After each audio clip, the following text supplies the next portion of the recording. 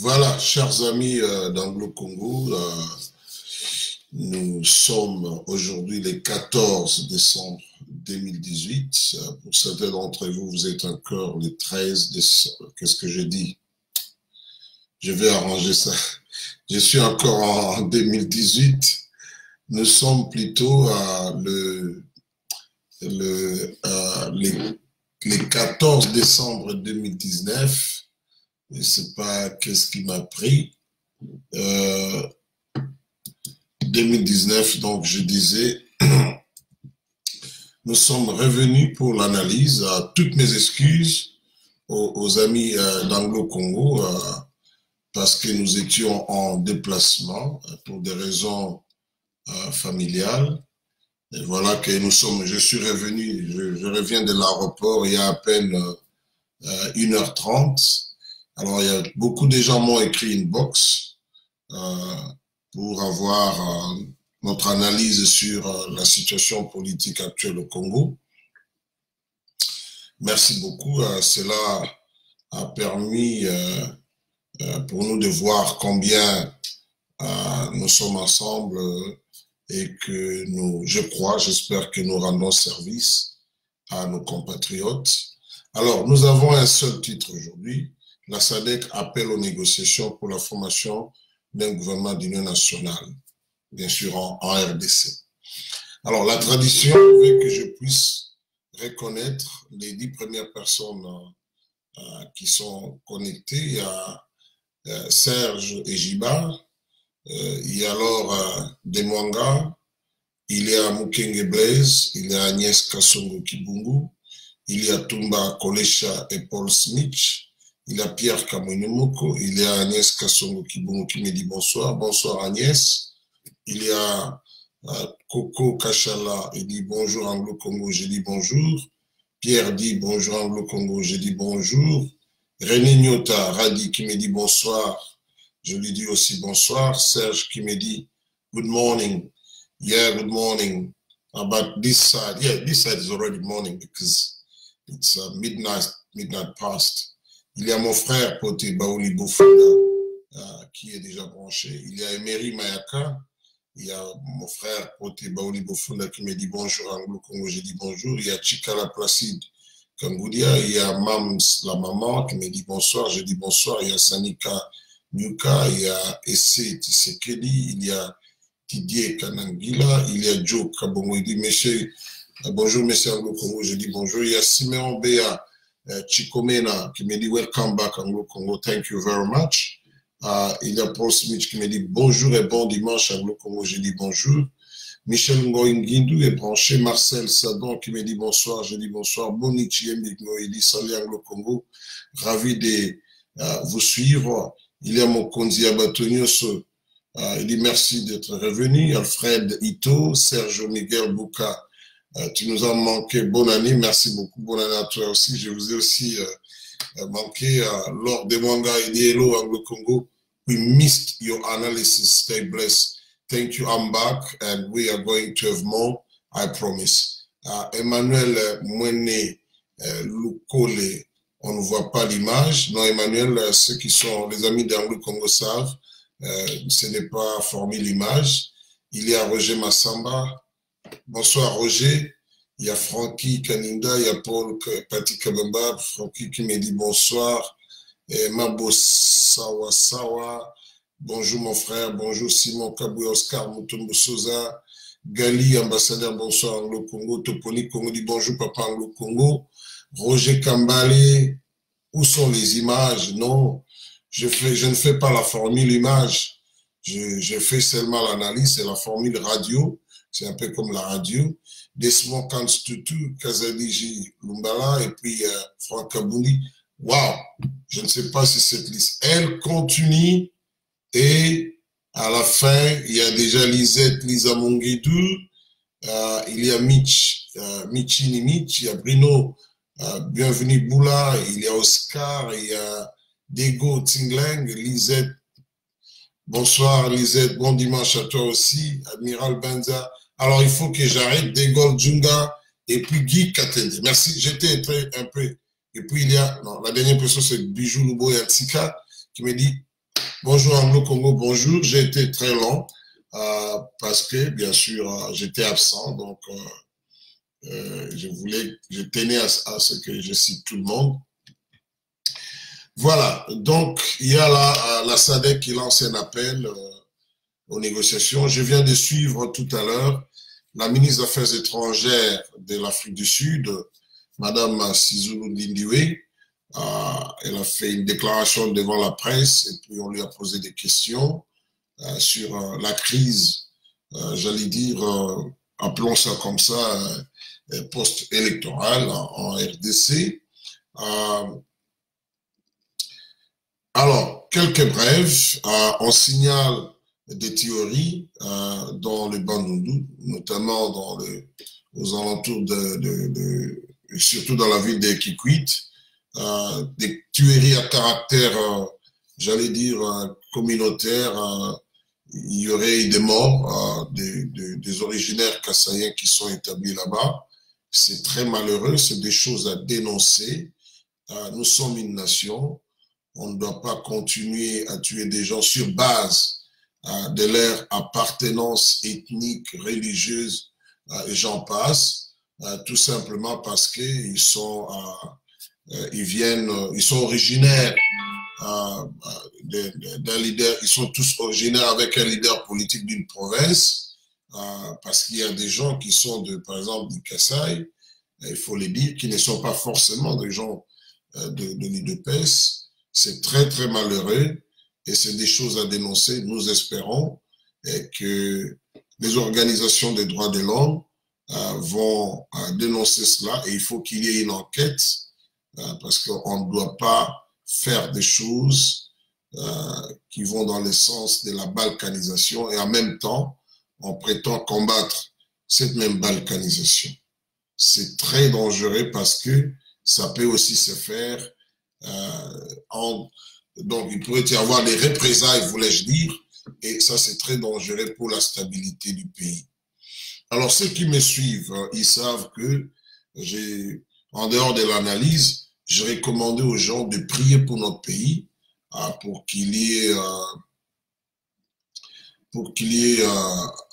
ait quand même la paix, parce que sans la paix, même cette démocratie dont nous parlons, nous ne l'aurons pas. Excusez-moi, Admiral Banza Newman, je suis très désolé, ce genre de langage bullshit dans mon analyse, c'est intolérable. Je promets que je vais vous bloquer, je dénonce. Je crois que quand on est bien éduqué, on ne vient pas écrire de telles choses sur la place publique. Hein? This must be the last time, and I'm sorry, this is not acceptable. Nous voulons un Congo de valeurs, vous ne venez pas sur la page de quelqu'un, vous dites bullshit. Non, je ne suis pas d'accord, pas du tout, et je vais vous bloquer. Donc, si vous êtes pour les anti-valeurs, je suis désolé, moi je fais l'analyse. Vous voulez aller insulter les gens, vous voulez aller faire je ne sais pas quoi, faites-les ailleurs.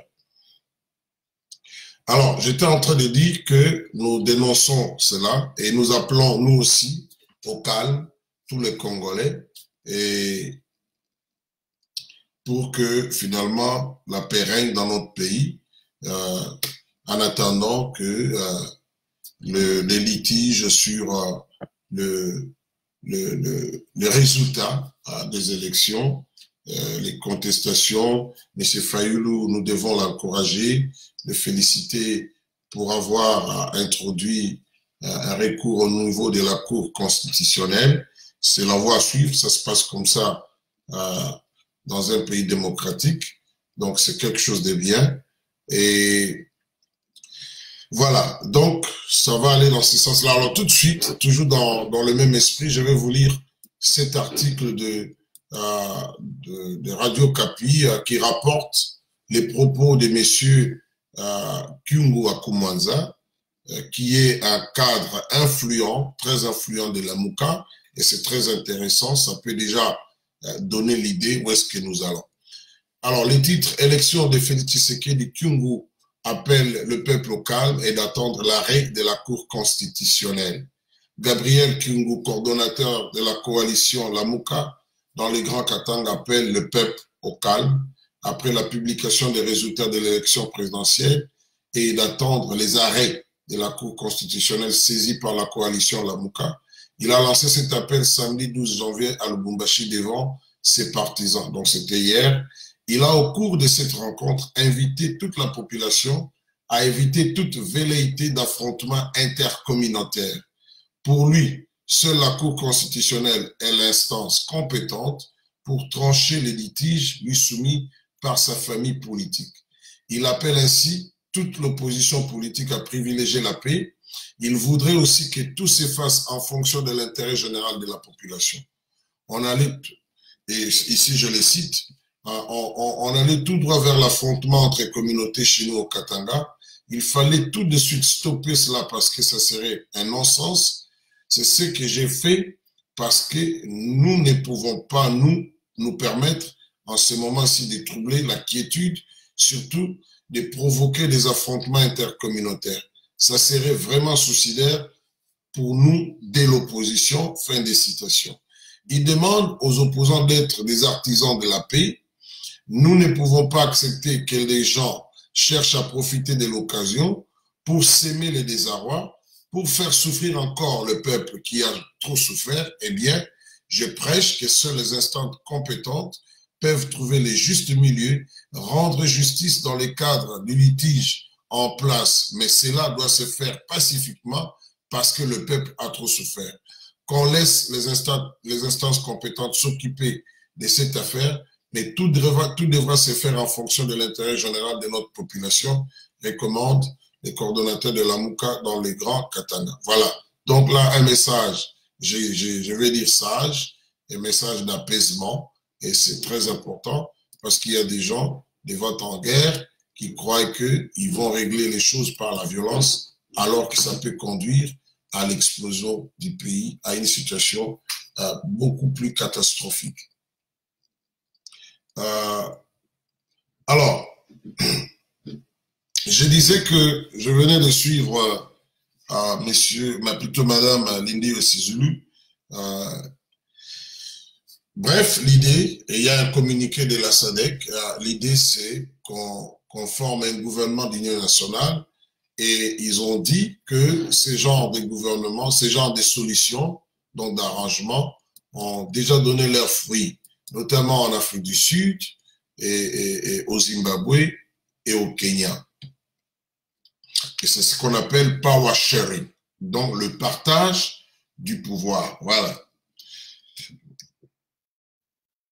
Et c'est surtout le président zambien qui est au four et au moulin. Et vous savez, il est proche de Moïse Katumbi.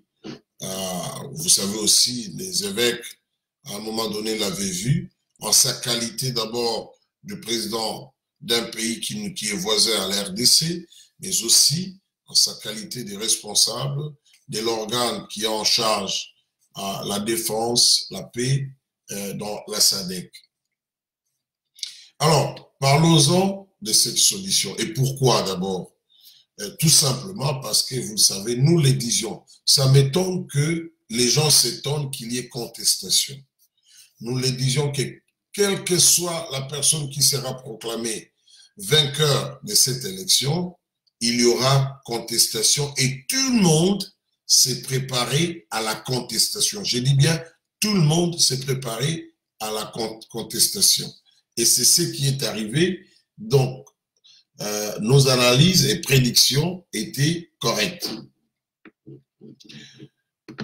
On est là, heureusement, bon, il y a eu quelques cas de violence que nous avons déplorés, mais dans l'ensemble, nous avons parlé avec Congo hier et aujourd'hui, dans l'ensemble, pas seulement à Kinshasa, même dans l'intérieur du pays, dans l'ensemble, les rapports, c'est que il y a les calmes règnent. Il y a plus de polémiques sur les réseaux sociaux et surtout dans la diaspora que sur place même au pays. À Kinshasa, les gens sont en train de vaquer à leurs occupations.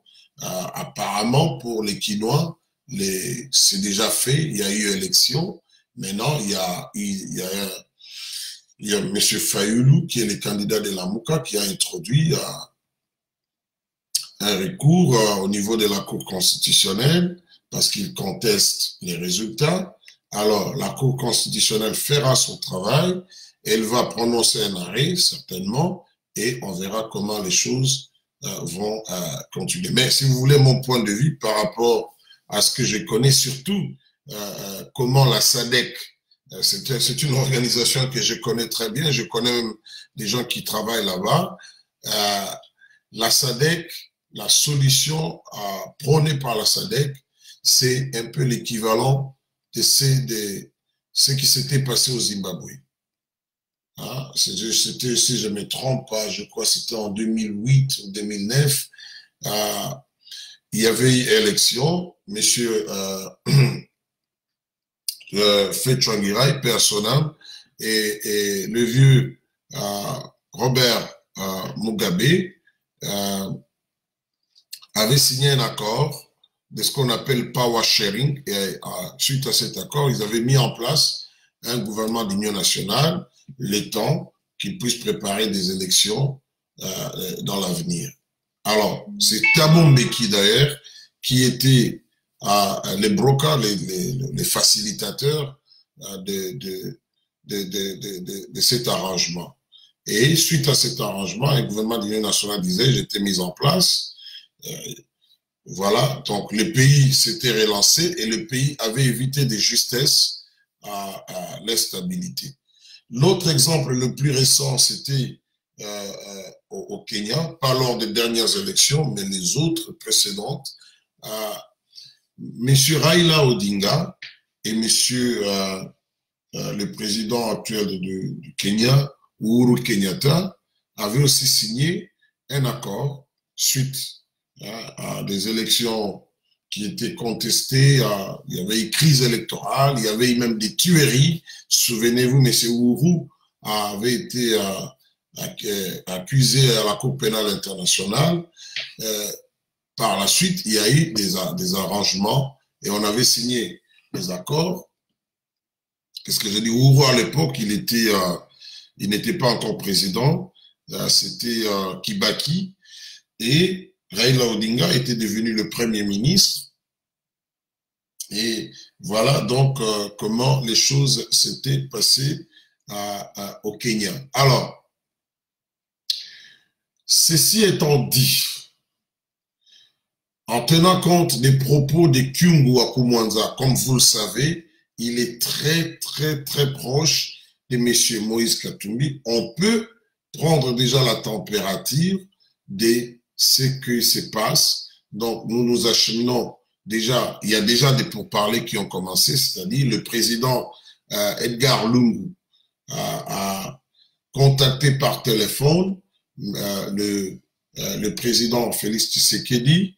Il a parlé avec lui et il a parlé avec les autres parties prenantes. Ça veut dire certainement M. Martin Fayulu Madidi, certainement il a parlé avec Moïse Katumbi ou bien l'un d'entre eux et Jean-Pierre Mbemba. Il doit avoir parlé avec l'Église catholique, il doit avoir parlé avec d'autres membres de la société civile. Mais comme on n'a pas donné de précision, on dit seulement les autres parties prenantes. Mais c'est cité que non, il a échangé avec M. Félix Tshisekedi, qui est déclaré vainqueur des élections qui ont eu lieu le 30 décembre de l'année passée dans notre pays. Il y a quelques messages, et pourquoi je l'ai dit, c'est pour que vous puissiez comprendre qu'est-ce qui va arriver. Il y a quelques messages de félicitations qui ont été adressés aux autorités congolaises. J'aimerais prendre, et je l'ai fait de manière intentionnelle, le message de M. Emmerson Mnangagwa. Mnangagwa, c'est l'actuel président du Zimbabwe, récemment élu. Il est membre de la SADC, parce que les Zimbabwe membres de la SADC. C'est quelqu'un qui connaît très bien la RDC, qui connaît la crise congolaise, parce que les Zimbabwe, comme vous le savez, étaient venus à la rescousse de Mzee Laurent Désiré Kabila. Mnangagwa a de très bonnes relations par ailleurs avec monsieur le président sortant, Joseph Kabila. Alors, le message du président Mnangagwa, il a réellement adressé à M. Félix Tshisekedi, qui est le président entrant jusque-là en RDC. Alors, cela est un signe prémonitoire. Et pour moi, je dis, dans tous les cas qu'on a connus, où il y a eu des arrangements, où la SADC a résolu des crises, pareil, et aussi dans les cas du Kenya, où ce n'était pas la SADC qui était les blocs les facilitateurs, dans tous ces cas, c'était Kofi Annan, dans tous ces cas, le président qui a été déclaré élu était resté en place comme président. Alors l'opposant qui contestait les résultats, en tout cas, il était devenu Premier ministre. Le cas au Zimbabwe, au Kenya.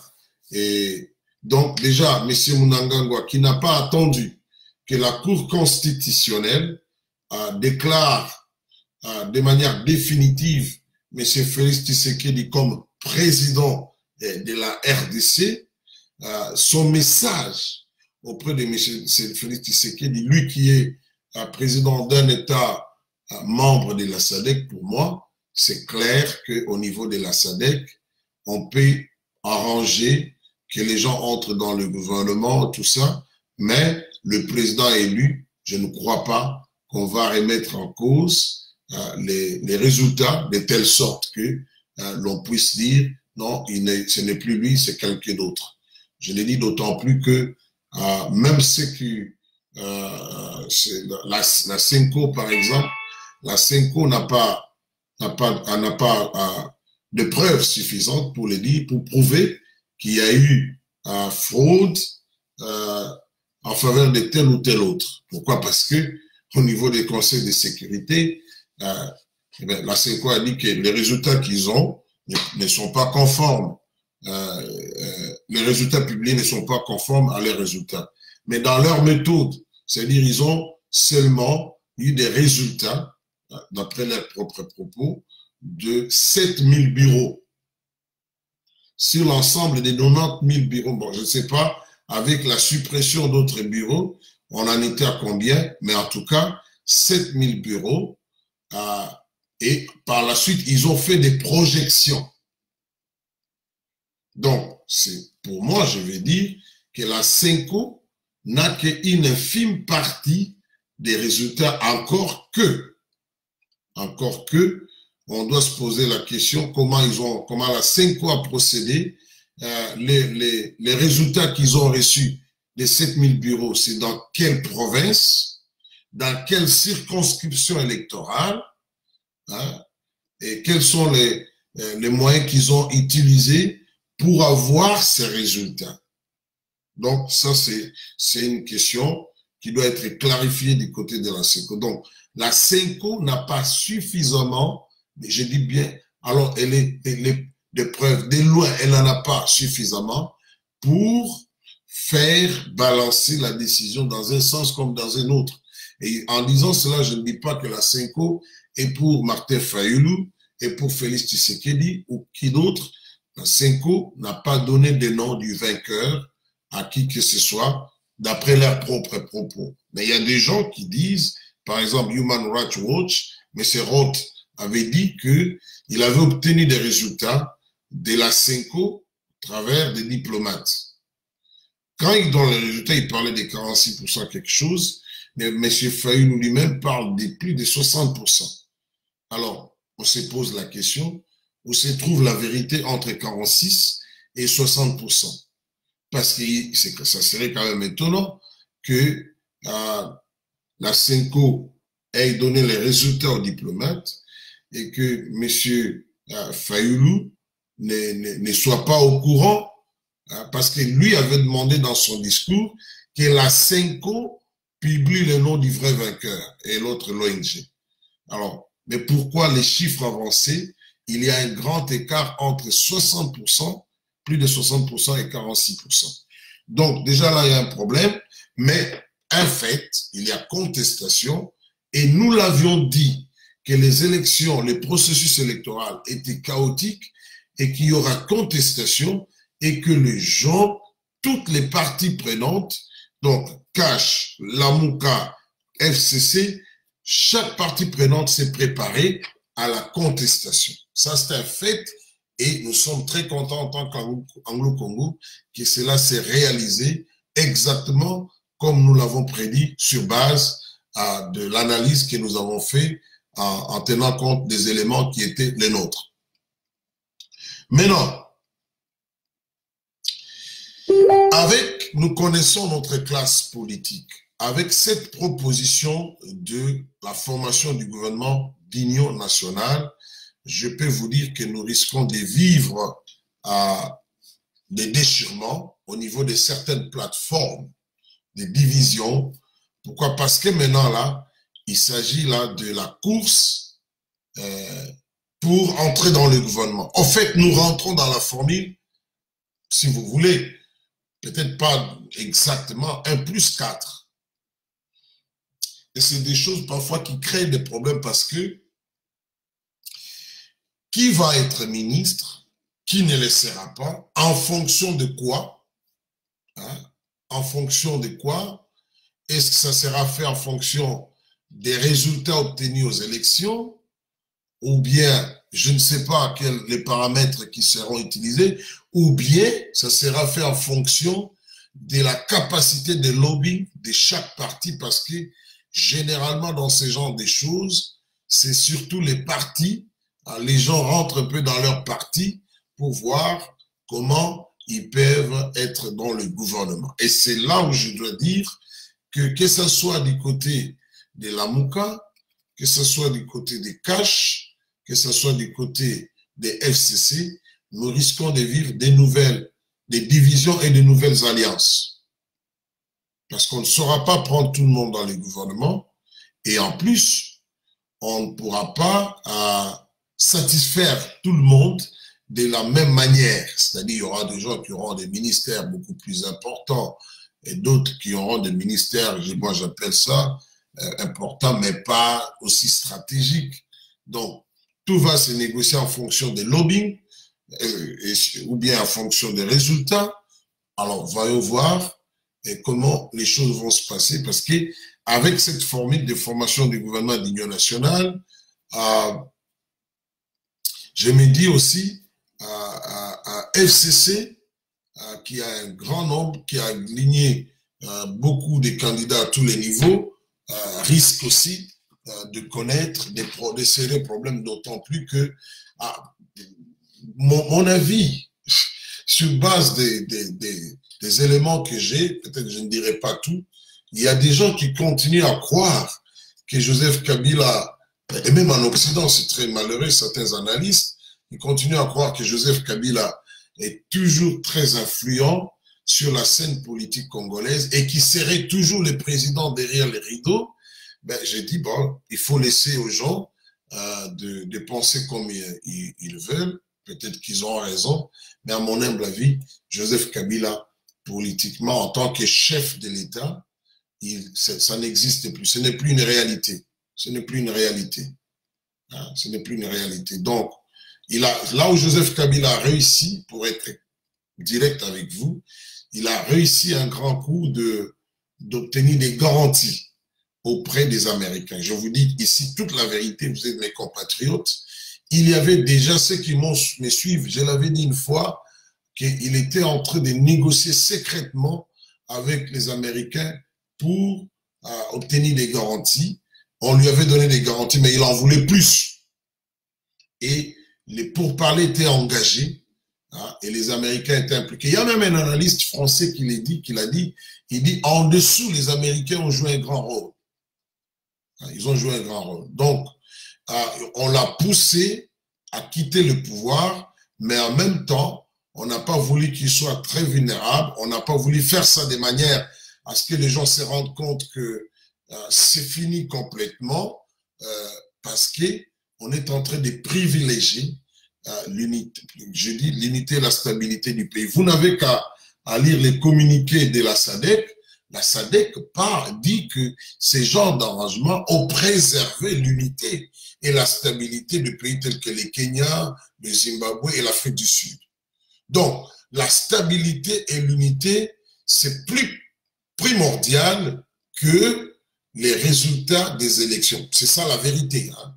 C'est ça la vérité, parce que la CENI a organisé les choses de telle manière que, ça c'est mon sentiment, en tout cas, pratiquement personne n'a le vrai résultat. Mais j'ai une information très sûre, mais très sensible, que de toutes ces plateformes qui ont pris part à ces élections, il y a une qui a alors les vrais résultats, je dis bien les vrais résultats de cette élection. Mais aussi, cette plateforme se réserve, peut-être attend le moment, ou bien pour des raisons aussi de l'unité. Il y a beaucoup de pressions des pays occidentaux qui sont en train de se battre pour se retrouver dans ces grands marchés de cobalt et qui va occasionner la révolution industrielle. C'est ça la raison de l'agitation de la France, de la Belgique, et que vous constaterez, vous ne voyez pas la même agitation du côté des Américains, du côté des Anglais. Hein, donc, c'est pour tout simplement dire, et cette agitation se reflète au niveau de certaines plateformes. Se reflète au niveau de certaines plateformes. Donc, à mon humble avis, on va vers un gouvernement d'union nationale. Alors, qui sera gagnant? S'il faut parler comme ça. J'ai dit, ça sera win-win. Mais au finish, quelqu'un sera politiquement, je dirais, un peu plus consolidé. Il sera, je n'aime pas tellement les thèmes gagnants, il s'en sortira mieux. Dans ce genre de choses en Afrique, le président qui reste au pouvoir, en l'occurrence pour le cas de la RDC maintenant, M. Félix Tshisekedi s'en sortira mieux que les autres. Je vous donne un exemple. 1+4, le pays était divisé, et puis on a ramené les différents opposants qui sont venus à la table de négociation en Afrique du Sud. Ceux qui étaient partis en Afrique du Sud, et quand vous lisez les câbles diplomatiques, pour les Américains, la position du président n'était pas négociable. Mais quand les rebelles et les opposants sont allés en Afrique du Sud, ils étaient partis avec des ambitions de négocier le poste du président. Mais à un moment, à un niveau donné des négociations, on avait dit clairement aux acteurs majeurs que vous négociez tout sauf le poste du président. C'était clair, Thabo Mbeki l'avait signifié à tous ceux qui étaient là, les vrais leaders qui avaient pris part à ces négociations. C'est comme ça que, c'était comme par enchantement, tout le monde avait renoncé à discuter le poste du président, et pour sauver la face des uns des autres, on avait créé un +4, donc 4 vice-présidents. Mais en réalité, c'était quoi? Ils étaient tout simplement des ministres ou bien des ministres d'État. C'est ça la réalité. Il y avait un ministre, il y avait un vice-président chargé de la défense, un autre chargé des questions économiques ou financières, un autre chargé, je ne sais pas, de la culture, machin. Donc, c'est tout simplement des postes ministériels, mais avec un titre pompeux, hein, pour sauver la face aux uns des autres. Mais le vrai patron, s'il faut dire comme ça, c'était Joseph Kabila. Et cela avait consolidé sérieusement l'autorité de Joseph Kabila, parce que quand vous entrez dans le gouvernement d'union nationale, vous ne pouvez plus acter, agir, vous comporter comme un opposant. Vous devenez un homme d'État, vous entrez dans le gouvernement d'union nationale, ce gouvernement a un chef. Ce gouvernement obéit aux lois dans son fonctionnement. Donc, cela avait consolidé la position de Joseph Kabila, c'était lui le chef, bien que par moment, il y avait, par exemple, Jean-Pierre, même à un moment donné, il avait dit, bon, il menaçait de se retirer de l'accord qui avait consacré la formule de 1+4. Qu'est-ce que ça arrive quand il y a un problème? Les négociateurs ou les facilitateurs qui a conduit à cet accord vient toujours à rescousse pour essayer de ramener le parti en conflit à rester ensemble. Et Thabo Mbeki le faisait, il venait de temps en temps, il parlait aux uns aux autres. À un moment donné, c'était Rouberois, et puis c'était Jean-Pierre Mbemba. Il était parvenu toujours à les convaincre de rester dans le gouvernement jusqu'à ce qu'on est allé aux élections de 2006 et Joseph Kabila avait gagné, entre guillemets, ces élections. Donc, c'est des choses où il ne faut pas se faire d'illusions. C'est malheureux que les Congolais, bon, je ne sais pas, il y a les gens, moi j'ai mes sentiments, hein, ne vous trompez pas, mais je regarde aussi les choses en face. Je dis oui, mais quelle sera la réalité? Quelle est la réalité ici? C'est ça la réalité. Donc, je ne crois pas. Je suis 90% sûr, même plus, que M. Félix Tshisekedi sera maintenu comme chef de l'État. Et il va mieux s'en sortir. Pourquoi? Parce que avec cette formule de gouvernement d'union nationale, on ne les dit pas, mais en réalité, ça veut dire que finalement, les choses ne se font plus en fonction des résultats des urnes, mais elles se font, c'est plutôt un arrangement politique. C'est plutôt un arrangement politique. Or, lui aura occupé cette position de président de la République suite aux résultats de dernières élections présidentielles. Donc, il va rester, et c'est là où il y a la différence avec 1+4, mais c'est similaire à ce qui s'est fait au Kenya. Le président qui était en place était resté en tant que président. Au Zimbabwe, Mugabe était resté en tant que président. Et Morgan Tsvangirai était devenu premier ministre. D'autres membres de son parti, des cadres, étaient entrés dans le gouvernement. Donc, c'est ce que la SADC est en train de proposer. La SADC n'a pas la tradition. Regardez l'histoire de la SADC. Nulle part, je dis bien, nulle part dans un pays membre de la SADC, la SADC a remis en cause une victoire déjà prononcée par l'organe habilité. Et dans ce cas ici, c'est la CENI. Quand vous lisez, il y a des gens qui disent que la SADC a demandé qu'on récompte les voix. Quand vous lisez très bien les communiqués, vous allez vous rendre compte que, comme la démarche, en fait, il y a eu une demande qu'on puisse récompter les voix, la SADC n'insiste pas là-dessus. J'ai suivi la dame ministre des Affaires étrangères de l'Afrique du Sud, j'ai lu les communiqués du ministère sud-africain des Affaires étrangères et vous allez vous rendre compte que dans les communiqués, vraiment, on n'insiste pas sur ça. On parle plus du gouvernement d'union nationale. Parce que si l'on doit tenir compte des résultats qui sera issus du récomptage, alors s'il y a par exemple, si les gagnants, prenons un exemple, c'est M. Félix Tshisekedi, donc dans ces cas-là, pourquoi faire pour composer un gouvernement d'union nationale? Si les résultats sont confirmés par la Cour constitutionnelle. Donc, ça sera M. Félix Tshisekedi président et la coalition FCC aura le premier ministre. C'est clair. Donc, on va faire les choses sur base des résultats. Mais ici, quand on parle de gouvernement d'union nationale, c'est-à-dire on fait tabula rasa. Parce qu'au nom de quoi vous allez prendre un opposant qui a perdu des élections, qu'il entre dans le gouvernement? Au nom de quoi? Lui n'a pas gagné. Donc, c'est-à-dire qu'à un niveau, on fait tabula rasa des résultats des élections, on privilégie une formule politique. Donc, je ne crois pas, bon, c'est un langage, c'est quelque chose que, c'est pour contenter les uns les autres, mais parce que les négociations, pour le dire vraiment, ce sont encore les contacts en prévision des négociations, mais c'est déjà les pré-négociations. On commençait avec ces coups de fil du président zambien et qui a parlé avec monsieur le président Félix Tshisekedi et il a contacté les autres parties prenantes. Nous sommes là donc, il y a un début de négociation, c'est clair, il n'y a pas à monter je ne sais pas, à trouver 10 000 formules, les négociations viennent de commencer.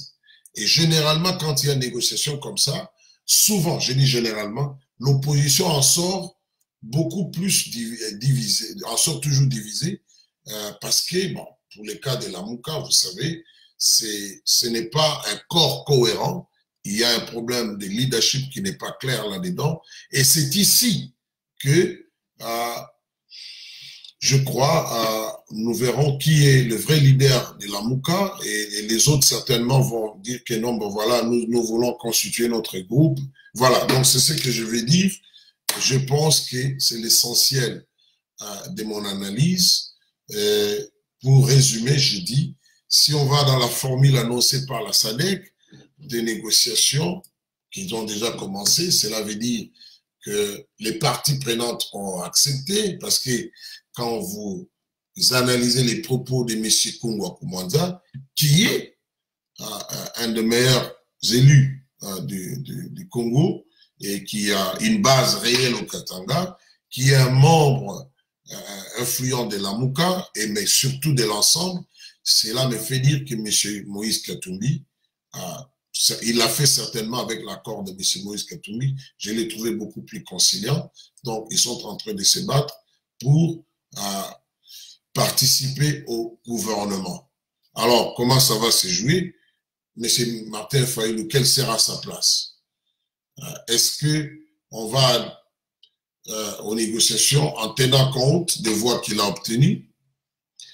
Est-ce qu'il va aller aux négociations seulement en tenant compte du poids de son parti? Ça va se jouer au niveau de la Mouka. Il y en aura, par exemple, les MLC, l'ensemble peut-être pourront dire, bon, nous sommes beaucoup plus nombreux, nous voulons avoir tel poste. Nous sommes en politique, on ne se fait pas des cadeaux. Donc c'est pour cela que j'ai dit, il y aura récomposition de la Mouka.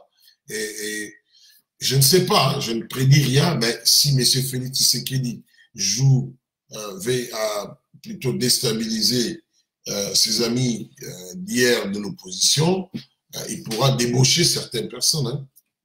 Je ne dis pas qu'il va faire ça, mais c'est une pratique que l'on connaît.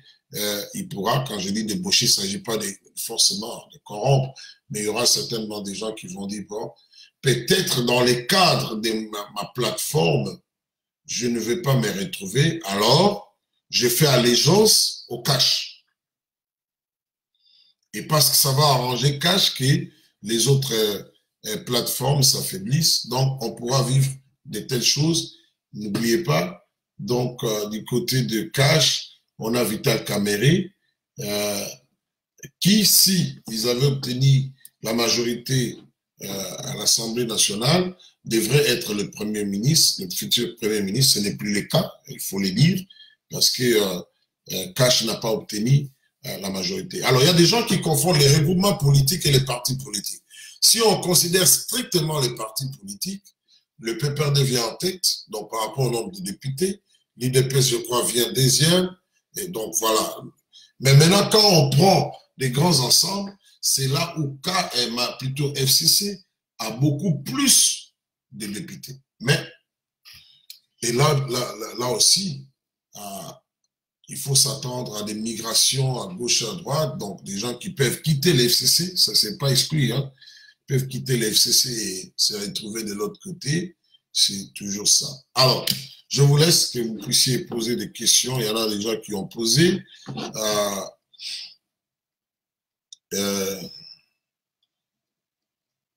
Qui ont posé des questions et d'autres ont fait des commentaires. Allez. Mais Madame Annie Mishima Katambo Maki nous dit, oh, la Senko a démontré, mon cher, arrêtez de prendre des positions et le Congo n'est pas le Zimbabwe ou autre pays que vous citez. Bon, madame, je ne sais pas si madame ou mademoiselle, je ne sais pas. Moi, je parle sur base des faits. Je ne parle pas sur base, je ne sais pas quand vous dites la Senko a démontré quoi? N'oublions pas, la Senko a les statuts d'observateur. Et la Senko n'était pas seule. La Senko jouit de la crédibilité au milieu du Congolais. Hein? Donc, une crédibilité relative, je ne dis pas qu'ils sont parfaits, mais dans l'ensemble, c'est une organisation qui est crédible aux yeux des Congolais au niveau de la communauté internationale. Mais on ne mettra pas sur table seulement la crédibilité de la Senko. On va regarder le fait. On va regarder le fait. La Senko a sur le plan du statut, a le même statut que les observateurs de la SADC, les mêmes statuts que les observateurs de l'Union africaine. Donc ça, ce sont des faits. Ce sont des faits. Alors, et quand vous dites que le Congo n'est pas le Zimbabwe, bon, moi je n'ai pas dit ça, mais j'ai dit que, vous dites ça, mais la SADC elle-même dit que ces arrangements similaires ont donné des résultats qui ont préservé la stabilité des pays tels que les Kenyans, la stabilité des pays tels que les Zimbabwe et l'Afrique du Sud. C'est la SADC qui le dit. Et regardez dans le passé, vous allez voir que la SADC n'a jamais remis en cause un président qui est déjà déclaré vainqueur. Voilà. Mais, comme vous dites, peut-être qu'on aura des surprises, mais je ne crois pas beaucoup à cela, mais c'est votre point de vue. Attendons voir. Nous avons prédit certaines choses. Ces choses-là sont arrivées, pas à 100%, sur base d'analyse. Donc, nous sommes confiants que, sur base de nos analyses, ce que nous disons, on a une grande probabilité de se réaliser. Alors,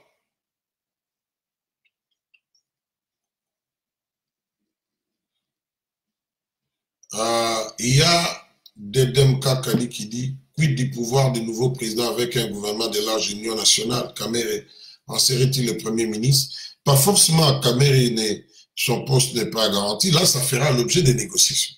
En fait, le premier poste qui fait l'objet des négociations, c'est le poste même du Premier ministre. C'est le poste du Premier ministre. Certes, quand on parle du gouvernement d'union nationale, et parce qu'ils ont cité des exemples, ça veut dire que le Premier ministre ne sera plus membre du CACH. Ça, c'est clair. Ça ne sera pas quelqu'un du CACH. Il viendra certainement de la Mouka, qui est, pour l'instant, qui semble avoir la position de l'opposition. Parce que la Mouka conteste les résultats. CACH ne les conteste pas. FCC ne les conteste pas. Donc, la Mouka est dans la posture de l'opposition. Donc, le Premier ministre sera issu de la Mouka. Si le président zambien cite les exemples du Kenya, du Zimbabwe et de l'Afrique du Sud, à l'exception qu'en Afrique du Sud, il n'y avait pas un Premier ministre, mais il y avait un vice-président. C'est-à-dire, quand Mandela est sorti, on a mis en place, l'ancien président sud-africain de Klerk a mis en place un gouvernement d'union nationale. Donc, qu'est-ce que je dis? C'est Mandela. Oui, je crois oui. Il y avait un gouvernement d'union nationale. Donc, mais quand vous prenez l'exemple du Zimbabwe, du Kenya, le Premier ministre est issu de l'opposition. Voilà. Et ils le font, ils le disent, parce que les gens, il faut bien lire les communiqués. Hein? Il faut suivre la ministre des Affaires étrangères de l'Afrique du Sud. Je ne viens pas inventer ici les choses. Hein? Alors, j'en étais où? Mardoché, il dit Tokota la Senko a des cours constitutionnels. Bon, il faut dire aussi la Senko, il s'avère de plus en plus vrai que la Senko n'avait que 17 000, si je ne me trompe pas, observateurs qui avaient reçu l'accréditation de la CENI. Ça, c'est un fait. Donc, le chiffre de 40 000 a été remis en cause par Corneille Nangaa, même jusqu'à la tribune des Nations Unies là-bas, donc au Conseil de sécurité. Et la CENCO n'a jamais démenti cela. La CENCO peut avoir eu 40 000 observateurs, mais officiellement, d'après la CENI, il y en avait 17 000, parce que c'est la CENI qui donne les accréditations. Voilà. Sergio Miguel Bouka, il dit quel intérêt à la CENCO pour mettre le feu? Là, c'est parti, Serge, c'est parti, je vais chercher ça. Voilà, Mams Lama me dit il y avait 75 000 bureaux. Ah, attendez, j'ai un problème là. Donc, pendant que je suis en train d'essayer de répondre aux gens, des messages, des questions tombent et finalement, je n'arrive plus à terminer les questions. Alors, Rodrigo Darius Augustus, il dit, Anglo-Congo, comment expliquez-vous les silences de Moïse Katumbi? Bon, il est silencieux, mais il n'est pas inactif. Il continue son lobbying. Hein, et si on arrive à cette formule de gouvernement d'union nationale, en tout cas, je dis en partie, je dis bien en partie, c'est aussi le lobbying de Moïse Katumbi et des autres membres de l'AMUCA. Hein, ça, c'est clair. Et qui, vous savez, ils font partie avec les pays, certains pays européens. Je crois que c'est leur lobbying qui est en train de payer à ces points-là. Alors, les comptages des voix et comités. Je ne crois pas beaucoup au recomptage des voix parce que le processus était embrouillé. Et la CENI, les gens oublient vite, avait fait les choses de telle sorte que qu'il n'y ait pas de traçabilité. Qu'il n'y ait pas de traçabilité. Donc, quand vous dites élection chaotique, ça veut dire qu'il y a le chaos, donc on ne peut pas se retrouver là-dedans, on ne saura pas où se trouve la chambre, les salons, c'est le chaos total, hein, voilà. Donc, ça sera difficile qu'il y ait la traçabilité, mais ce n'est pas pour rien la SADC.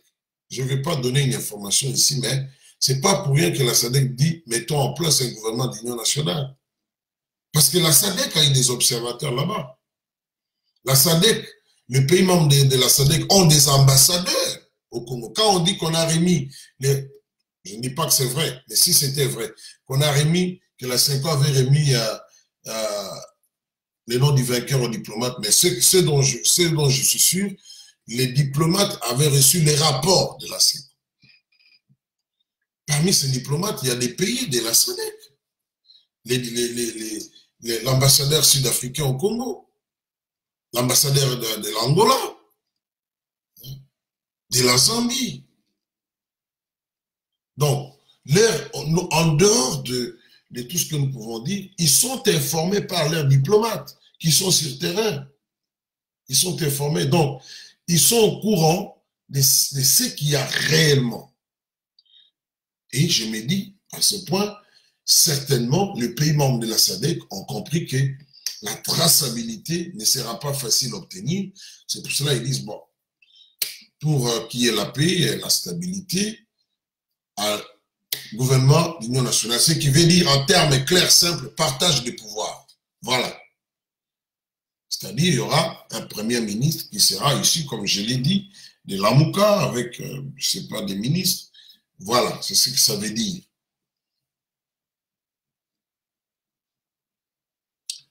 MK, il dit, effectivement, je l'avais dit que même Cash sait bien que les chiffres sont différents, car ils ont leur centrale de compilation.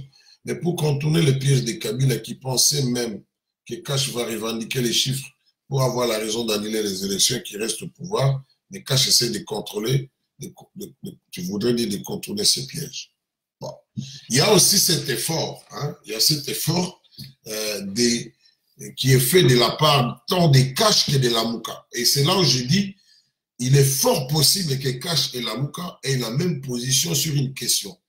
C'est-à-dire que la revendication ou bien la contestation de M. Fayoulou, qui a le soutien des Cash, ne puisse pas avoir pour résultat au finish l'annulation des élections par la Cour constitutionnelle. Parce que celui qui en sortira vainqueur dans ce cas-là, ce sera Joseph Kabila qui va rester au pouvoir au nom de la disposition constitutionnelle qui dit que le président qui est en place reste jusqu'à l'élection du nouveau président élu. Mais, il y a un mais. Et c'est là, si je peux me permettre d'avoir un soupçon sur la CENCO et certains acteurs de la société civile, particulièrement la CENCO, j'ai l'impression, sans que, peut-être que je me trompe, mais j'ai l'impression que la CENCO fait s'aimer volontairement le doute sur les résultats avec un calcul. Au finish, c'est quoi? Que la crise s'amplifie pour qu'on arrive à la transition sans Kabila. Et vous savez, il y a un prêtre, un prince de l'Église, pas des moindres. Le nom a été cité plusieurs fois, même si lui a toujours dit non, je prends acte, je prends note, mais il n'a jamais dit que non, je ne serai pas, non. Et en l'occurrence, c'est le cardinal Mossello. Hein, il a fait dernièrement des voyages entre discrètement les États-Unis et le Canada, où il a rencontré en tout cas de certains décideurs et certains, j'allais même dire, multinationales hein, au Canada. Donc, il est fort possible qu'il y ait une démarche qui ne dit pas son nom, c'est-à-dire, bon, qu'il n'y ait ni vainqueur ni vaincu, et ça sera une opportunité pour qu'on vienne avec la formule, comme quoi il faut une transition sans Kabila, c'est laquelle transition pourra être animée par un prêtre. Ça, c'est aussi une possibilité. Ça peut être les calculs derrière tout ce que nous voyons. Mais ça sera compliqué parce qu'au regard des intérêts des puissances, certaines puissances extérieures telles que les États-Unis, je l'ai toujours dit, aujourd'hui je suis très à l'aise de le dire, que M. Félix Tshisekedi a quelque part le soutien des États-Unis, même s'ils ne le disent pas ouvertement. Beaucoup de gens ne le savent pas. Les fameux contacts dont on a parlé entre le FCC et les membres des CACH, ces contacts étaient parrainés, hein, étaient parrainés par les Américains. Mais ils l'ont fait en coulisses. Les Européens le savent, mais ils ne peuvent pas dénoncer ça. Certains de leurs analystes les disent que non, voilà, bon, les États-Unis ont joué un rôle là-bas en dessous. Parce que les États-Unis passent par la SADC. L'Europe a des bonnes relations avec la CENCO. Et vous pouvez sentir que la CENCO avait levé la voix pour dire, qu'est-ce que je dis? La SADC avait levé la voix pour dire que la CENCO n'est pas la seule à avoir observé les élections. Donc, quand on ne tient pas compte de ces jeux-là au niveau de certaines puissances en Occident, ici, je dois dire que les Américains, ils ont joué le malin. Pourquoi? Parce qu'au départ, les Américains avaient un même langage avec leurs alliés européens concernant les élections. Et même concernant la publication des résultats. Hein? C'est-à-dire, ils étaient en train de mettre la pression pour qu'il y ait tenue d'élection. Et quand il y a eu élection, ils ont demandé à Nanga de publier vite les résultats. Mais apparemment, les Américains avaient leur agenda. Et les Européens avaient les leurs aussi. Agenda et alliés. Et il me semble que... Parce que quand... Ils ont tous fait pression qu'on publie les résultats. Mais quand Nanga a publié les résultats, les pays européens ont réagi, mais parfois même de manière très peu diplomatique, avec le ministre des Affaires étrangères de la France, Yves Drian. On sait par exemple que le pays, parce que c'est quand même étrange, nous ne sommes pas une colonie française, nous sommes une colonie belge, c'est quand même étonnant. Il y a des élections qui n'ont même pas un semblant de caractère démocratique dans les pays précarés français tels que juste en face au Congo-Brazzaville. Ça, ce n'était pas des élections, ça. Vous prenez les Gabon, tout ce que vous êtes en train de voir, même les tentatives des coups d'État au Gabon, mais c'est, quelque part, c'est lié aux élections qui avaient eu lieu au Gabon, hein, entre Jean Ping et M. Ali Bongo.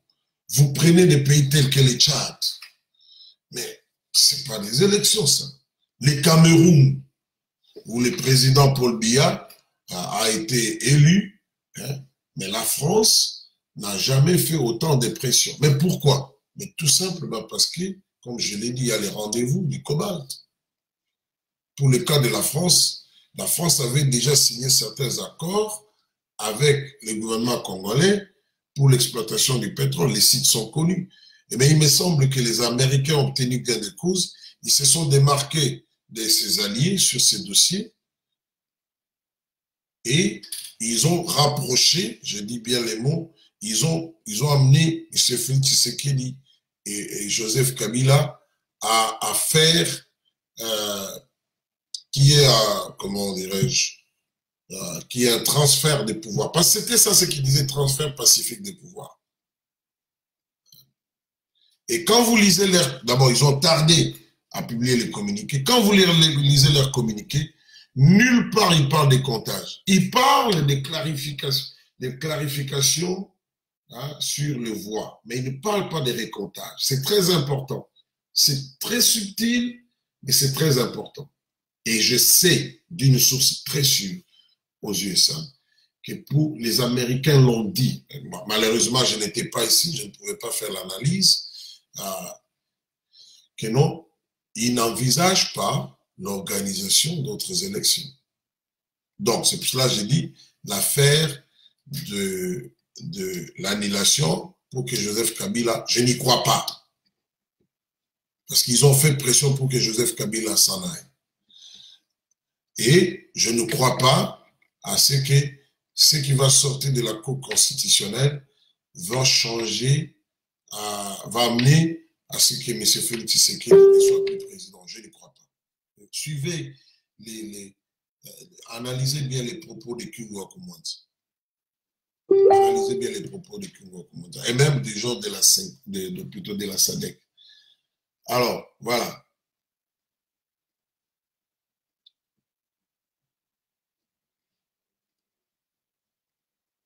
Alain Mouteba dit négociation pour aboutir à quoi? À une présidence partagée? Non, il ne s'agit pas de présidence partagée, il s'agit d'un exécutif. C'est-à-dire que, bon, il y a un président, il y a un premier ministre, comme cela, c'était le cas au Zimbabwe, et parce que la SADC l'a dit. Je me répète, mais c'est pour que les gens ne reviennent pas sur la même question. Et comme c'était le cas au Kenya. Donc, et pour ajouter à cela, M. Félix Tshisekedi, je crois que c'était au mois d'octobre, si je ne me trompe pas, septembre-octobre, après avoir rencontré M. Museveni, il était parti au Kenya où il avait rencontré, d'après mon information, et c'est vrai, il avait rencontré le président Uhuru, pas seulement lui, il avait rencontré aussi Raila Odinga. Raila Odinga, qui s'est rapproché de Uhuru, bon, les Américains avaient joué aussi un rôle là-bas. Au Kenya, ça chauffait. Et la politique, elle est étrange. Il y a un certain acteur politique qui était dans la coalition qui soutenait Raila Odinga parce qu'il contestait les élections. Il y a un certain Miguna. Il était radical. Vous savez qu'est-ce qui est arrivé? Ce monsieur a été déporté parce qu'il a la nationalité canadienne aussi. Mais c'était fait sur demande des Américains. Donc, Raila Odinga était modéré. Alors, tous les radicaux qui étaient à côté de lui ont été intimidés. Et ceux qui ne voulaient pas comprendre, on les a mis de côté.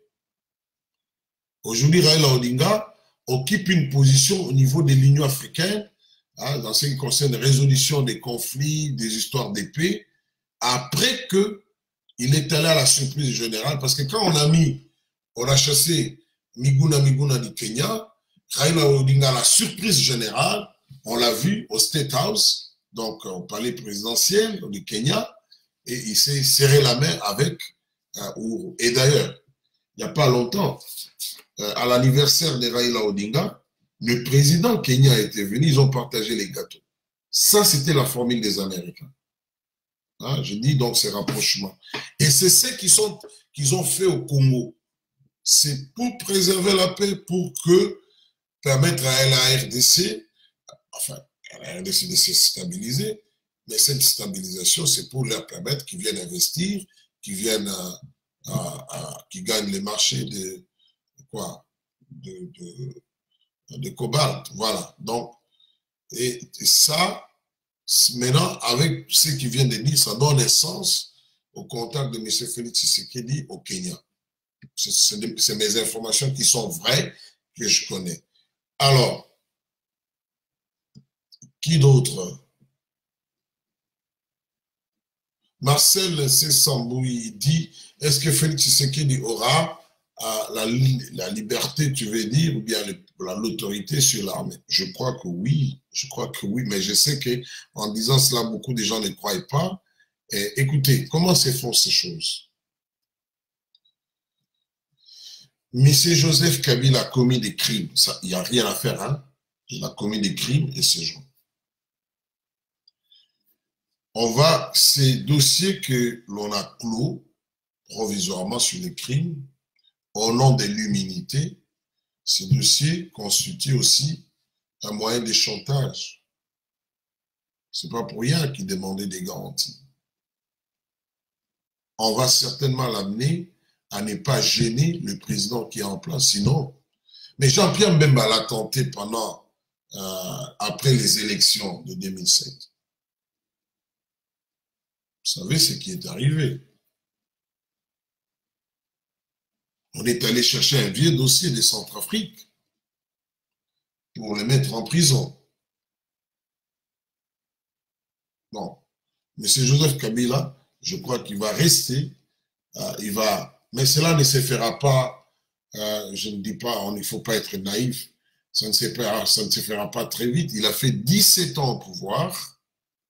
La plupart des généraux qui sont là sont opposition, ils sont grâce à lui. Pas seulement des généraux, d'autres officiers supérieurs, les services de sécurité, des renseignements plutôt, c'est des services qui sont beaucoup plus loyaux à lui qu'à la nation. C'est comme ça que malheureusement en Afrique, en tout cas dans la plupart des cas, les institutions n'ont plus d'allégeance à un individu qui dirige qu'à quelqu'un d'autre. Mais quel sera le travail des Américains avec les alliés Félix Tshisekedi? Ils vont chercher à se rassurer que monsieur Joseph Kabila ne puisse pas gêner le fonctionnement des institutions. Je vous donne rendez-vous, let's wait see. Mais je suis très sûr qu'on va démanteler. Enfin, bref, ça passe par, les termes démanteler trop fort, ça passe par des termes tels que réforme de l'armée, réforme des services de sécurité, réforme de l'administration. Quand vous entendez ces histoires-là, c'est là où on fait un démantèlement, on change des choses. Donc, je crois que, mais ça ne sera pas du jour au lendemain, il ne faut pas se tromper. Ça va se faire au fur et à mesure. Mais ça va certainement arriver. Et là, même, c'est pour cela que je dis, il est fort possible que M. Félix Tshisekedi aille pour un deuxième mandat. Ce n'est pas parce que, bon, je veux dire, non, j'ai dit tout simplement, c'est une façon, il faut ça pour consolider les pouvoirs de l'air allié, du nouveau président. Il faut qu'il ait les moyens. Sinon, ben, pourquoi ils vont vous soutenir si vous n'avez pas les moyens de gouverner? Et je l'ai dit dans une analyse passée, bien avant les élections, déjà en 2016, il y avait un programme du gouvernement sur la RDC qui était élaboré par ce qu'on appelle le groupe international des amis du Congo, dans lequel nous trouvons les États-Unis. La toute dernière réunion a eu lieu à Berlin et l'envoyé spécial des États-Unis, Peter Pham, y a pris part. Bon. Mais c'est comme quand Joseph Kabila était arrivé, les gens disaient, ah non, Keneka, Siko, Lobby, Kalatema. On en est encore à 17 ans, on est arrivé jusqu'à 17 ans pour voir. Est-ce que le FCC ayant tenu plus de sièges acceptera un premier ministre issu de la Mouka?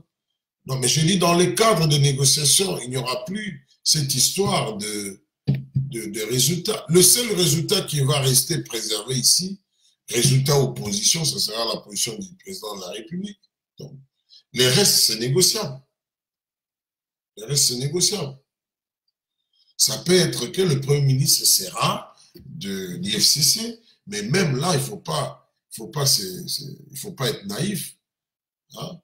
Il arrive des fois que ces puissances-là occidentales, notamment les Américains, qu'ils disent qu'il doit être Premier ministre du côté de l'IFCC. Mais c'est Kengo Wadondo. À un moment donné, on l'avait imposé à Mobutu comme Premier ministre par les Américains. Ceux qui sont au courant, ils savent de quoi je parle. Américains le baisent. Allez. Ah, je dis, il y a trop de questions. J'ai à peu près 50 questions et commentaires. Bon, je peux vous dire que je ne saurais pas répondre à tout ça.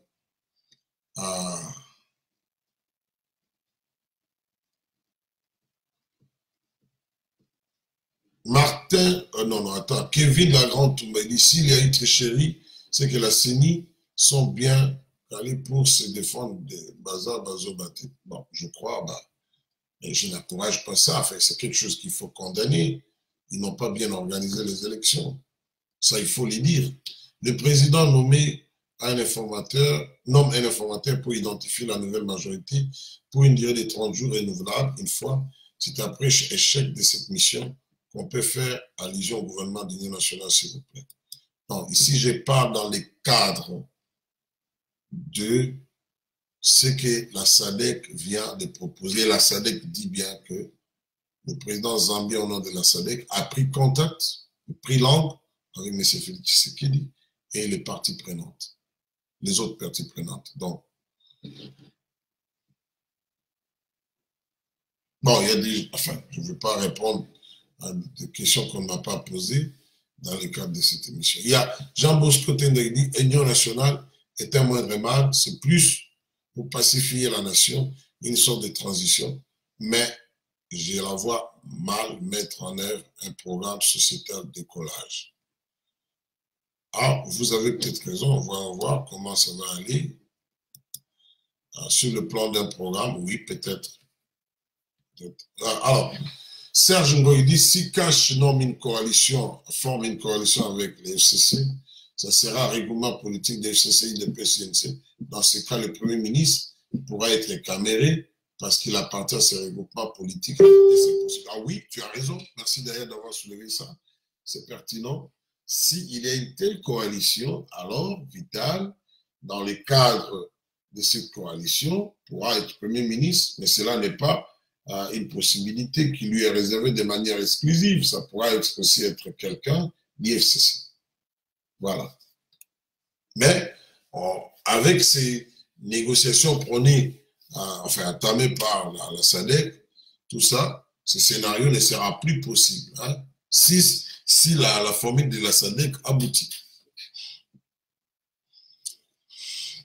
Franck Kamboudi dit la Senko va perdre sa crédibilité après cette situation. Elle était financée par l'Union européenne, peut-être, mais chez 40, oui. La Senko ne s'en cache pas, parce que la Senko a toujours reçu des dons, même de Joseph Kabila. Je sais de quoi je parle. Mais Joseph Kabila a financé certains projets des catholiques. Donc, l'Église a toujours reçu des dons des organisations, des pays, machin, mais aussi des individus. Donc, ce n'est pas un problème. Mais ce qui est vrai, c'est lui qui donne, il attend quelque chose. Ça, c'est vrai. Alors, Alain Moutemedi, d'après Vital Kamerhe, Félix a demandé à Fayulu devant la Senko, si je m'efface, tu me proposes quoi en retour? Fayulu n'a donné des réponses, donc Fayulu n'a pas de parole dans la boucle. Bon, il a certainement une parole, mais la Mouka, c'est une association, comme Cash, il est soutenu, on le dit clairement, Jean-Pierre Bemba et Moïse Katumbi, ils sont les plus influents. Il doit se référer à eux pour se prononcer sur certaines questions. Permettez que je prenne un peu quelque chose pour... parce que là, j'ai quand même beaucoup parlé. Alors, il y a M. Richard Yampagné dit, est-il possible au président élu, une fois confirmé, de congeler le Parlement d'ici 2 ans en vue de bien organiser les législatives et provinciales? Oui, c'est une possibilité, mais je ne vois pas ça venir. Pourquoi? Parce que les élections en soi, c'est un conflit. Et puis, il ne faut pas perdre de vue cette priorité de stabilité. Quand vous entendez les Occidentaux parler, même les pays de la sous-région, ils parlent de la stabilité. Dans les pays comme les nôtres, quand il y a des élections comme ça, souvent il y a la violence. Hein. Ça, il faut le dire. Il y a toujours eu la violence. Alors, si on va organiser encore des élections, attendez-vous à la violence. Quand je dis violence, ça ne vient pas forcément du côté du gouvernement. Dans la publication des résultats, si un candidat perd, il y a des mauvais perdants. Bon. Ces propos peuvent enflammer la situation et puis il pourrait y avoir des affrontements même communautaires. Bon. Et là, ça va un peu déranger la stabilité du pays. Donc, je ne vois pas une telle chose. Je vois beaucoup plus. Et la SADC n'a pas proposé ça pour rien. Je vois l'ombre des Américains. Je crois que c'est ça qui va aboutir. Mais alors, les Congolais, quand aujourd'hui, au statut actuel de M. Félix Tshisekedi, il n'est plus opposant. Il faut le dire. Vous ne pouvez pas être au pouvoir, dire, on s'oppose au pouvoir, mais vous êtes au pouvoir. Non, il n'est plus opposant. Et si les gens de Lamouka entrent dans le gouvernement, leur statut, ils cessent d'être opposants, c'est clair. Koko Kimbangu Lumumba, il dit personne ne sera gagnant perdant la situation actuellement au pays, plus dangereuse qu'avant. Oui. Boni Chiembingo et Diango Congo, concernant le gouvernement d'union nationale, ne trouvez-vous pas que le président Félix en sortira vainqueur car il a toujours clamé au fort qu'il n'exclura personne pendant son mandat. Bon, n'exclure personne pendant son mandat dépend. Il y a une chose, vous avez gagné les élections en tant que président de la République et votre coalition ou votre parti gagne les législatives, là, vous n'êtes pas obligé d'inclure les opposants ou bien les gens, les acteurs politiques d'autres formations politiques dans le gouvernement. Mais si vous le faites, ça sera donc un signe d'ouverture. Hein. Mais ici, dans le cadre des négociations de la SADC, ce n'est pas ça le cas. Ce n'est pas que, quand je dis ça, c'est-à-dire on va dire tout simplement, bon, c'est difficile de dire qui a gagné quoi. Parce que maintenant, là, nous ne parlons plus seulement de la présidence. Ce qui fait mal, c'est que, par exemple, pour les gens de la Mouka et des Caches, c'est que la majorité au Parlement, ils n'ont pas ça. Non, ça ne sera pas, non, j'ai gagné les élections, mais volontairement, j'ai fait preuve d'ouverture. Non, ici, vous êtes en train de faire les choses sur base d'un accord pour que la paix règne dans le pays.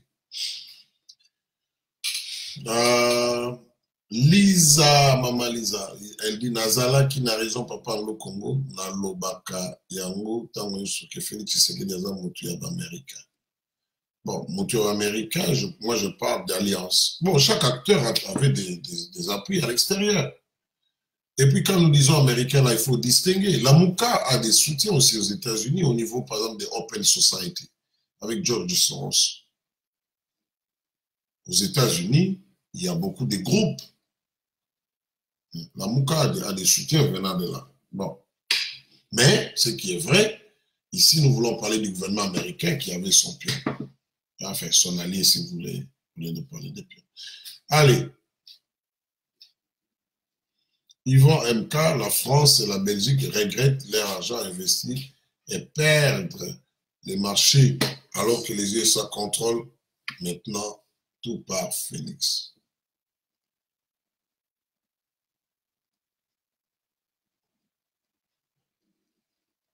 Donc voilà, parce que j'en étais, je me suis égaré un peu là. Au cas où l'exécutif, ça c'est Midolé, il dit au cas où l'exécutif est partagé, à quoi deviendraient les projets communs de cash? Ah, question très pertinente. Les projets de cash autant que celui de la Mouka, ah, le gouvernement ne va plus fonctionner en fonction de ça. Il ne va plus fonctionner en fonction de ça. C'est ceux qui vont venir au gouvernement vont négocier entre eux pour dégager un programme commun. C'est tout, voilà. Merci pour cette question pertinente, Mido. Ginette Mapoune dit, lorsque la Senko dit que les résultats ne correspondent pas aux résultats qu'elle a en sa possession, cela pourrait aussi dire que les pourcentages leur attribués peuvent être augmentés ou diminués, mais sans que cela ne change l'ordre d'arrivée. Il se peut aussi que Félix et Félix ait eu plus de 38%. Cette phrase de la Senko n'est pas explicite, oui. Je suis d'accord avec toi, Ginette, tout à fait d'accord. Alors, Lisette revient, dit Félix Tshisekedi, il est le président Congo. Oui, en tout cas, le président déclaré, quoi, vainqueur. Marie-Paul dit, quel résultat? La Senko est corrompue. Ah, Pierre Kamonimo dit, Anglo Congo, je trouve que Fayoulou se bat beaucoup plus pour la Mouka, mais il ne se bat pas beaucoup pour son parti politique. Il ne se bat pas beaucoup pour son parti politique et ciné. Oui, mais c'est votre point de vue.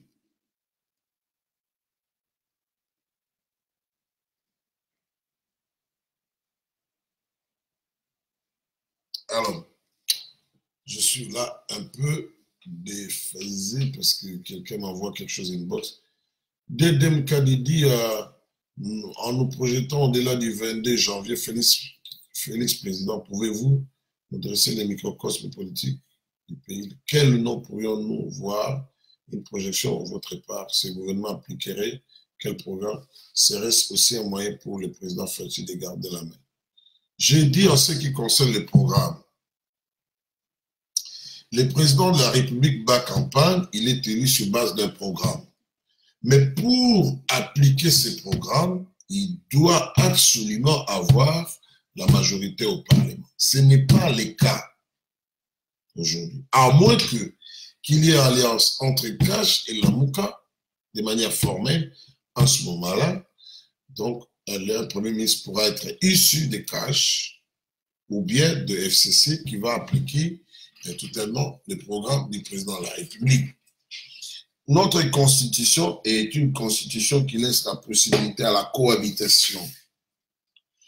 Donc, qui laisse la possibilité à ce qu'il y ait un président de la République, mais qui n'a pas la majorité au Parlement, donc qui doit cohabiter avec un Premier ministre, comme c'était le cas en France. Et dans ce cas-là, le président de la République en sort un peu affaibli en termes de, il n'a pas la main mise totalement, il doit négocier pour chaque grande décision, en tout cas, il doit engager des discussions avec le Premier ministre, mais il y a des domaines où il a l'autorité, une autorité beaucoup plus confirmée que celle du Premier ministre. Par exemple, l'armée, la diplomatie, le machin. Allez.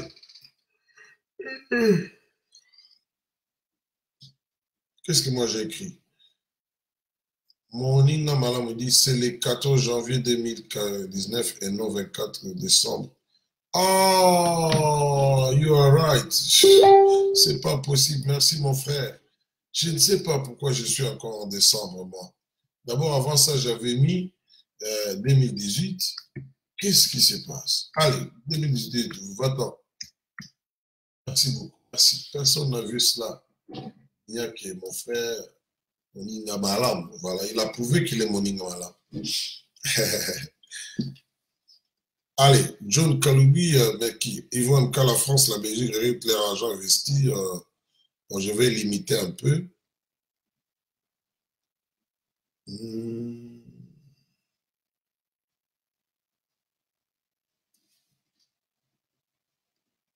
Pierre Kamonimoko dit Anglo-Congo et l'avenir des Banamoura. Écoutez, les Banamoura, appelons ça la garde républicaine. On appelle ça Banamoura parce qu'ils ont été en grande partie formés à Moura, qui est un centre, je crois, au Katanga. Et à l'époque, c'est John Numbi qui en était le commandant. Mais c'est la garde républicaine. Elle est dans l'armée. C'est un corps qui est connu dans l'armée. Moi, je ne vois pas de problème. Celui qui prend le pouvoir, les Banamoura, doit faire allégeance. C'est tout. Hein? Je ne dis pas que ça s'est fait du jour au lendemain, non. Aloïs Monde dit, mais si vous avez des garanties, quels que soient vos crimes, vous êtes libre de diriger. Félix ne peut pas envoyer à la CPI. Certainement, il répond à quelqu'un. Le cas de Fayoulou est 2011 bis, donc sans PV, c'est permis de l'avance.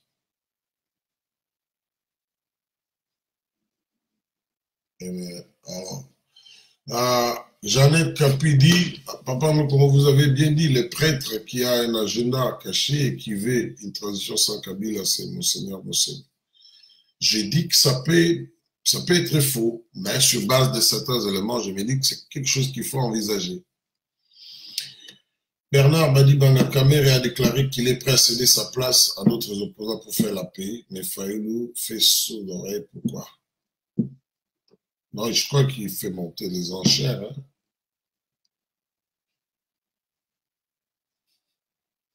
Je crois. Attendez, je commence là à être fatigué. Hein.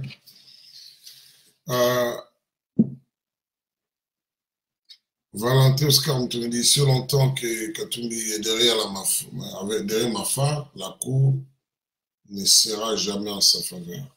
De votre point de vue, Jeannette Mopanda, tout à fait, il y aura une série de réformes, de démanteler le système depuis 10 ans, et ce n'est pas du jour au lendemain qu'on peut le faire. Il faut beaucoup de patience pour éradiquer l'accabylisme, mais les gens se laissent emporter par leurs émotions. Ouais, c'est ça les Congolais.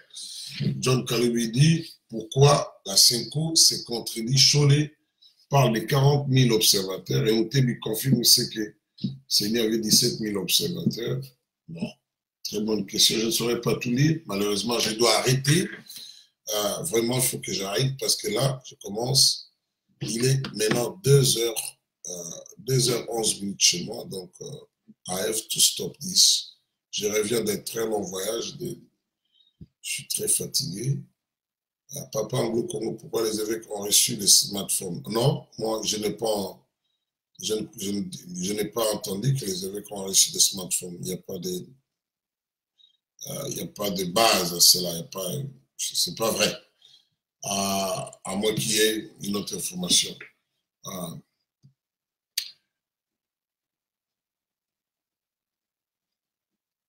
Raphaël Mbouidea, Jean-Marc Bononge Ozana Kanda ya question. Ginette dit Malamu Azalana Baye, ça qui n'a pas baise français. Je crois qu'il parle de Félix. Qui pensez-vous, ça c'est Richard, pourra être le directeur des cabinets du président? C'est un des postes clés auxquels on ne fait pas vraiment allusion. Je crois que M. Deo Kadia est directeur des cabinets de M. Félix. D'après mes informations d'ailleurs, il était à l'étranger pour des raisons de soins médicaux, semble-t-il, et qu'il va rentrer incessamment au pays. Incessamment. Deo Kadia est le directeur des cabinets, certainement, il sera maintenu à ce poste. Parce que ça, c'est un peu privé, quoi.